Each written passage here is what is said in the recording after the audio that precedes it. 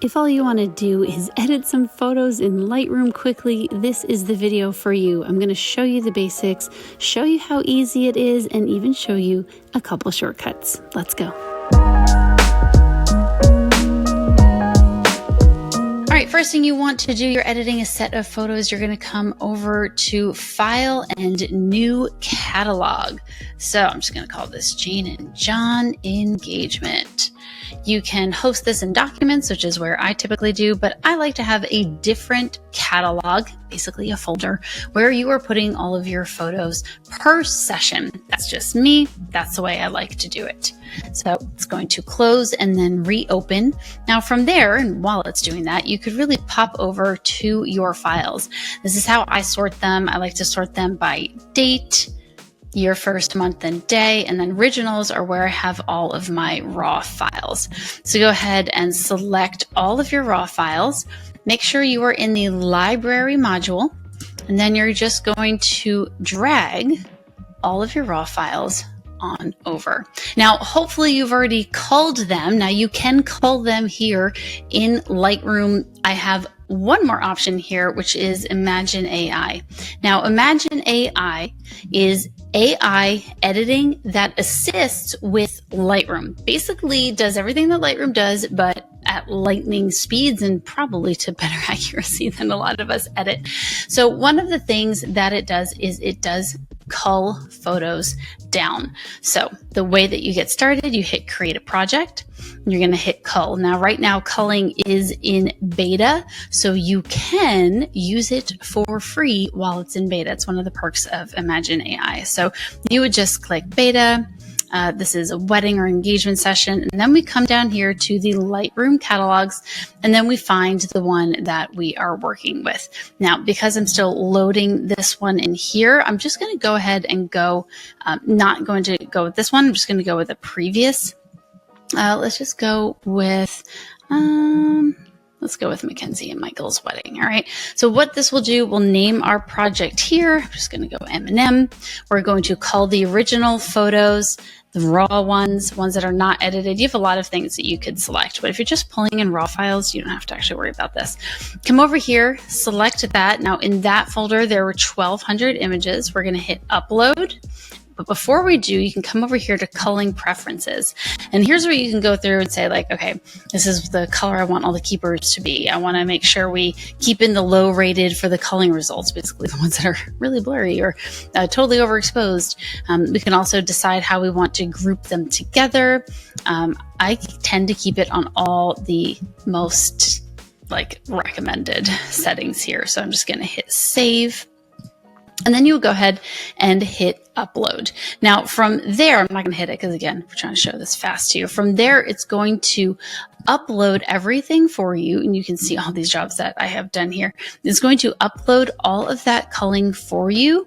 And then you're going to download the edits. You would click download and take a look at all of them. Let's get into editing. So I have just imported all of those photos in here. And what I'm going to do, see these red ones here? The red ones are the ones that in Photo Mechanic, I had marked as red. So I'm going to go ahead to my filters on the bottom right. And we can go click on anything rated, unrated. And this is how you can further filter by stars if you want to. Or we come up here to the top, make sure we're still in the library, and we go to view and show filter bar. And now we can click on the red one, and now only those 23 or 28 images here show up with red. Let's just work with these so we're not doing anything totally crazy. Now in Lightroom, what you're typically going to do, click on your first photo and you're going to go to the develop module up here. This is where all the action happens. On the right hand side, you have all of your settings. I'm not going to go into them too much because truthfully, you just got to swipe around and mess around with these sliders and see what's going on here and what everything does with exposure, highlights, contrast, blacks, whites, all these fun things. On the left-hand side, this is where your presets are. And I have a bunch of presets which you can grab on my website. And maybe you would find a preset that you like for this particular photo. And let's just pick one. Let's just pick, man, that's some green yellow water. Let's just go with, I know I have a little simpler, Join Me Pretty. There we go. A little bit more of the green. So you could pick one of these presets And then if you want to, you could shift all and select all of them. Or maybe I'm just going to select all the ones that are in the same lighting as the boat right here. So all these down here is the same lighting as this first photo. And then I will come over here and hit sync. I would check all and synchronize. And then what that's going to do, it's going to apply this preset to all of these photos. Now, I wish that were the end. I wish that was just how easy it can be, but unfortunately, that's just not the case. So when you apply a preset, I'm going to show you a little before and after. You press the backslash button for that. You can see it's just messing around a little bit with the colors. The way that my presets work is it's not messing around with any of these over here. These highlights, the exposure, any of the basic settings here, my presets don't mess with because I just want to put the look on it. I don't want to, change the exposure or anything. So you could adjust that individually for each one. Another way to adjust exposures like that is to go back to your library here.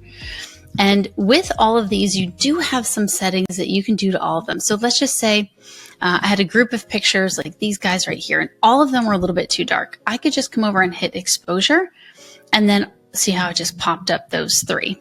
Let's make them a little bit larger so you can see. Maybe I want to make them all a little bit warmer. I could pop up the warmth on them. Maybe I want a little less contrast, more shadows, less blacks. You can see how that kind of goes. So you can mass adjust here.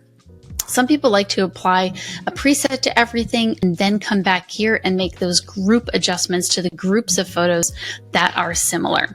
Let's just show you a little bit more about some of the tools you might want to use. And then I know this is kind of dragging on because the truth is there's a faster way to edit and you're going to appreciate it more the longer I show you these things here. So right off the bat, let's just take this photo right here. We put our preset on it. See, this was before, this was after our preset. Right? Just changing the colors, and some of it worked, but let's actually edit this photo and kind of run down what we can do here. So exposure wise, I think this is pretty good. Maybe I want to brighten it a little bit. I think I'll bring down the highlights ever so slightly, up the shadows so I can get more detail. Look at her hair, how it like pops up. Like all of this is subjective. I mean, I could even bring down the temperature a little bit. Don't worry, I'm going to show you how to make this green water more blue. All right, let's go through whites. So you're just making adjustments. This is so subjective. I can't tell you what's right and wrong because everyone has a different opinion. I like a little bit of vibrance here. A little bit down on the saturation because this is like skin tones, so I tend to desaturate them so nobody looks too orange. And this is another way to adjust contrast more like specifically. All right, I want darkers right there, but these points I want lighter, but you just have to mess around with the end look. Now, this color mixer is probably one of my favorites. So if we go over here to hue, we can use this pointer tool, which is like this little circle, and then go over to this nasty green, click and drag down and up to adjust the colors a little bit. Now you can see those are not getting to any natural colors. I would probably come over here to the green and see if I can, I don't know, do something to get it more blue, but unfortunately in this case, that's just not saving us. All right, I'm gonna show you, don't worry. All hope is not lost. All right, all the rest of this, color grading, this is all sorts of stuff that you just gotta like mess with and look with and see what happens. Sharpening, I usually end up, oops, not there. Right about here on a masking 80% sharp, or 87, 85, somewhere around there, sharpening just a little bit, not a ton. And then I usually do enable profile corrections and remove chromatic aberration. That's pretty much it, at least for the basics. Two other things I want to show you that's really important. Right up here, we've got your remove tool. This does use generative AI, so I can take like this leaf, for example, and like, I don't want that there. I'm just going to draw right there and then I'll hit remove and it's going to use AI to remove it and make it look really natural. That's a powerful tool. You can see right there and now it's gone. Now that wasn't too complicated. What would be complicated is something more like, I don't know, removing this whole or, which I wouldn't do because it wouldn't make sense. But Lightroom does have the capability to do that. Then we could do something more simple like this healing brush and probably do the exact same thing in less time. See, just took care of that leaf, took care of that leaf. All right, not as smooth of a transition, but still pretty good. And the last thing I want to show you, which is important to the quick editing I'm about to show you, is this masking right here. Now you are able to quickly mask the subject, the background, and the sky. So in this case, I'm going to do the background because what's the background? Our nasty water right here. And I'm going to come over here And I'm going to mess around with our color temperature, and I can blue it down. I can mess around with the hue a little bit. And we're just looking really to get this to look a little bit more natural and not so heinous in color, because it really is just awful.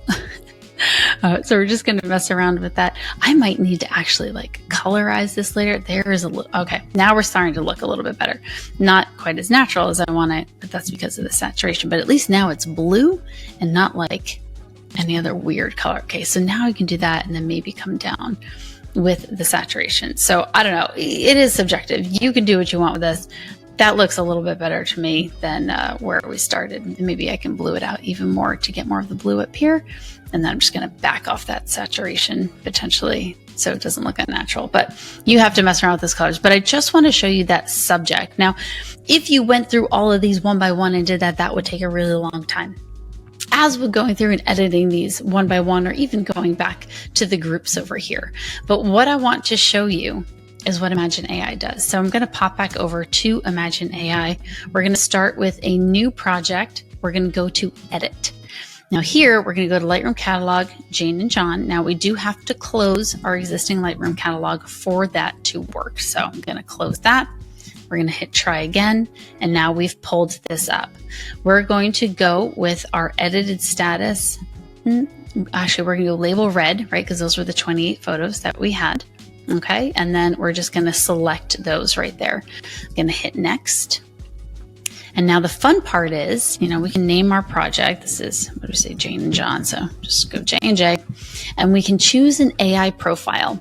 Now they do have some that are already included here in these showcases, and you can look on their main website to see exactly what these look like, get really familiar with them. They have black and white ones, RAW and JPEG. My personal ones that I do have for sale: Overjoyed Weddings and Overjoyed Portraits. I'm just going to click Portraits because this is more of a portrait session. And we could go in here and I could do portraits. Now, very exciting, it's giving us some options here. So we have generic crop, which it's going to crop in the image. So you see how it's like kind of cropping it in, centering things up maybe. But there's also a portrait crop where you would maybe just go in for more of a tight portrait. Headshot crop. Can't use them together, sun crop. So I just want you to see what it looks like. So headshot crop, or it's pulling it in. Now the one I really use is straighten. That's the one I care about because I shoot crooked all the time. So I would select this. I do like the skin smoothing one too. That one's really nice. It'll skin smooth everything. And then this is where I was talking about that subject mask. So I can have it automatically do that masking. It's going to do it either to the subject or the background. You can do either one, subject or background, or both, and it'll create those masks for you to be able to adjust separately. Another one I really like is whiten teeth. I mean, who doesn't want a little bit of pop, a little bit of whiten? And with any of these, you can come in here and you can say, okay, I want a lot more white or a little bit less white than normal. And you can decide exactly how much or how little you want each of those to be.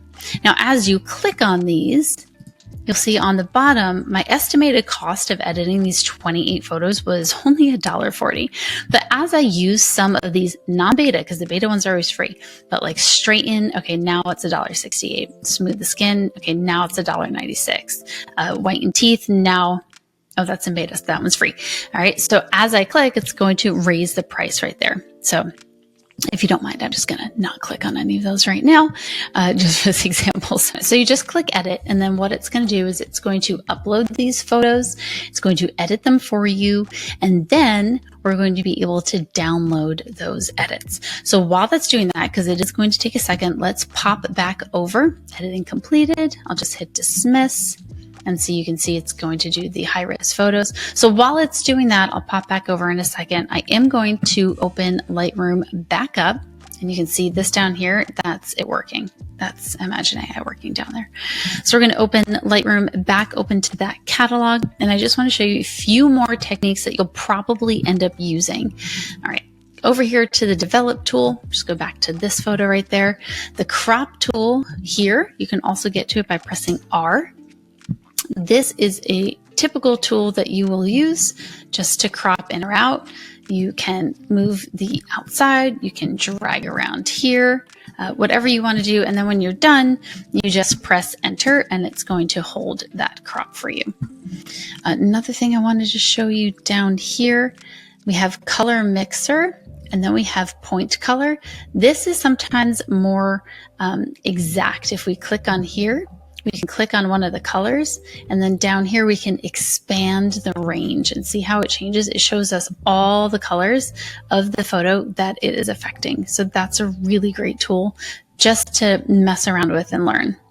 Now the color grading one here, this is affecting only the shadows or only the highlights or only the mid tones. So the bright, the dark, and the in-between. So if we do the shadows, for example, we're looking at these here, we're looking at a suit. Watch what happens when I warm up these shadows here.